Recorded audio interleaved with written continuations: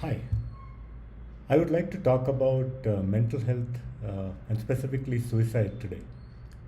Sushant Singh Rajput is rumored to have committed suicide.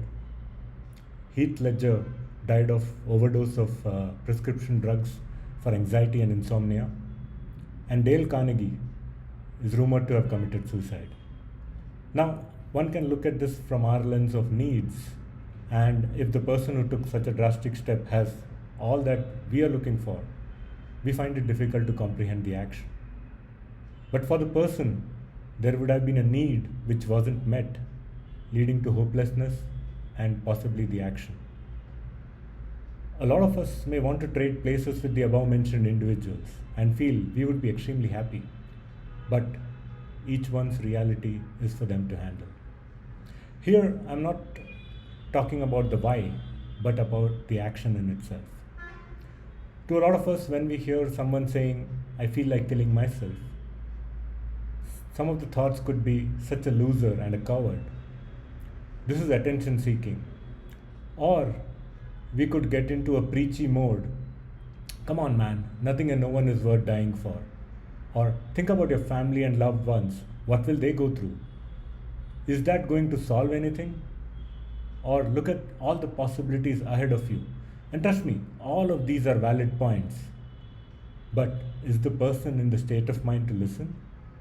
Let me take the help of an analogy here. In case of physical ability, one can run a marathon, someone else can lift heavy weights, some have an extremely flexible body, and all of this is visible and tangible. Is it the same for mental strength? Can we see each one's?